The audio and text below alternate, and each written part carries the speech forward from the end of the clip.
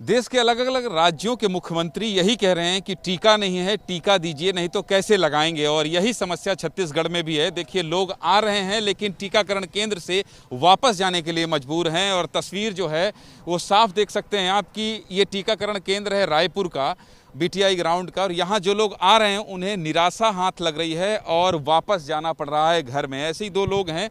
और यहाँ APL, BPL, Antyodaya कुछ श्रेणी डिसाइड किया है सरकार ने।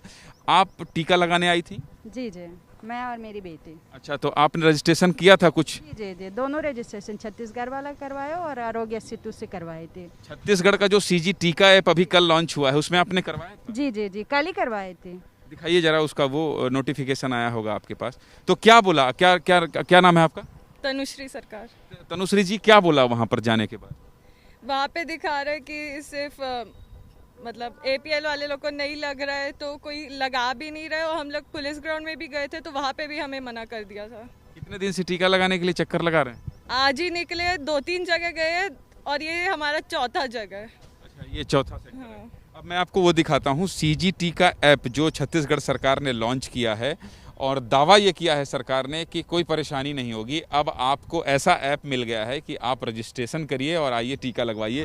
ये देखिए, इन्होंने छत्तीसगढ़ शासन का सीजी टीका है। वर्तमान में केवल पंजीकरण सेवा प्रारंभ हुई है। शेड्यूलिंग एवं वैक्सीनेशन की सेवा शीघ्र ही प्रारंभ की जाएगी। मतलब ये इसको आपने दिखा दिया जूम करके। देखिए, स्पष्ट समझ लीजिए कि इन्होंने रजिस्ट्रेशन करवाया, रिसिप्ट मिल गया, लेकिन इसमें ये लिखा है कि वर्तमान में केवल पंजीकरण सेवा, मतलब रजिस्ट्रेशन करवाइए। कब लगेगा ये नहीं बता। सूचना 13/5/2021 से एपीएल वर्ग हेतु वैक्सीन अनुपलब्धता के कारण आगामी आदेश तक वैक्सीनेशन कार्य स्थगित रहेगा। यानी एपीएल जो लोग हैं, एपीएल श्रेणी के जो लोग हैं, उनको टीका नहीं लग रहा। आपको लगा क्या? हाँ, खत्म हो गया उनके यहाँ तो। अच्छा, क्या बोल रहे हैं कि है ना, डोज खत्म हो गया, मतलब वैक्सीनेशन का। नहीं तो आपने सीजी टीका से रजिस्ट्रेशन किया था क्या? नहीं, रजिस्ट्रेशन अभी नहीं हुआ है। अच्छा, हम तो सीधे यहाँ आए थे। 7:30 बजे यहाँ पे खुल जाता है, नंबर लगते हैं। सिर्फ 100 आए थे। वालों को लगा ही नहीं रहे नहीं लग रहा है ना, बिल्कुल नहीं लगा रहा है। उनको बोलते हैं और 4 दिन में नहीं, और नहीं लगेगा। टीका भेज दीजिए, कमी है। लोग आ रहे हैं और लाइन लगाकर वापस जा रहे हैं। हर राज्य में यही स्थिति है। छत्तीसगढ़ में स्वास्थ्य मंत्री टीएस सिंहदेव ये कह चुके हैं कि आप ले लीजिए जिम्मेदारी, लगाइए टीका, हम तैयार हैं व्यवस्था करने के लिए। हमारे साथ हैं स्वास्थ्य मंत्री टीएस सिंहदेव साहब। अब आप लोग एक ऐप बनाए हैं, सीजी टीका ऐप। अभी मैं ग्राउंड में घूम रहा था सर, और लोग रजिस्ट्रेशन तो करा रहे हैं, लगेगा कब टीका, इसका उनको टाइम नहीं दिया जा रहा है। कैसे होगा ये पूरा सिस्टम?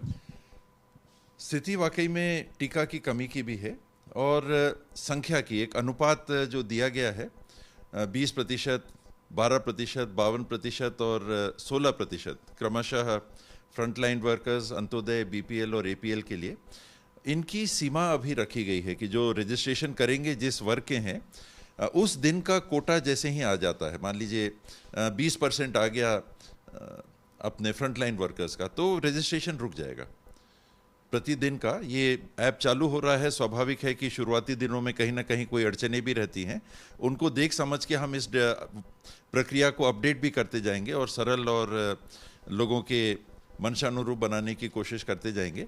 लेकिन प्रक्रिया यही रहेगी कि एक बार एक दिन का कोटा, उतने तक रजिस्ट्रेशन लोगों ने कर लिया तो वो वहाँ पर स्टॉप हो जाएगा और वो फिर रजिस्ट्रेशन नहीं लेगा। सर, ये एपीएल, बीपीएल, अंत्योदय क्यों करना पड़ा? इसकी आलोचना भी हो रही है कि भाई बीमारी तो देख के आती नहीं है। बीजेपी कह रही कि अब कोर्ट ने भी कहा कि ये क्या कर रहे हैं आप लोग, फिर सरकार ने टीकाकरण बंद कर दिया। करना क्यों पड़ा? आपको लगता है ये ठीक है? कठिन सवाल है। स्वाभाविक रूप से तो देखिए, यूनिवर्सल होना चाहिए टीकाकरण। हम लोग शुरू से कहते आ रहे हैं कि ये सबके लिए आप खोल दो।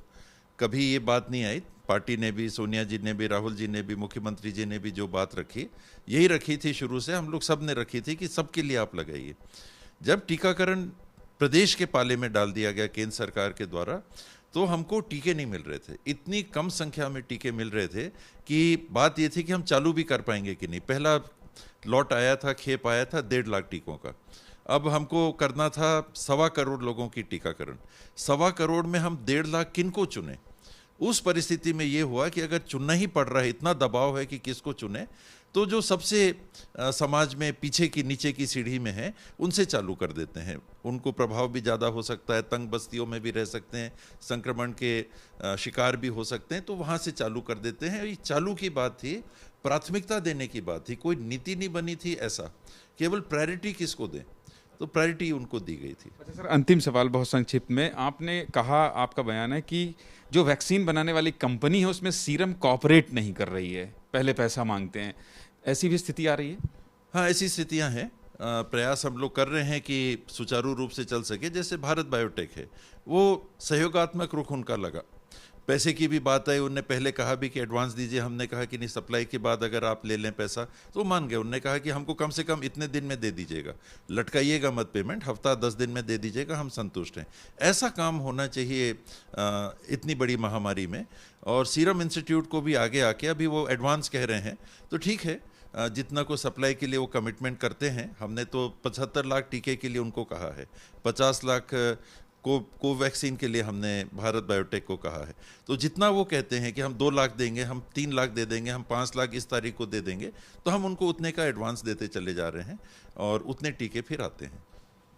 तो कुल मिलाकर टीकाकरण की परेशानी तो है, प्रयास राज्य सरकार भी कर रही है और केंद्र, और इंतजार कर रहे हैं कि कंपनियां कब यहां पर्याप्त मात्रा में वैक्सीन भेजें जिससे टीकाकरण सुचारू रूप से चल सके। कैमरा पर्सन दुर्गेश साहू के साथ ज्ञानंद तिवारी, एबीपी न्यूज़, रायपुर।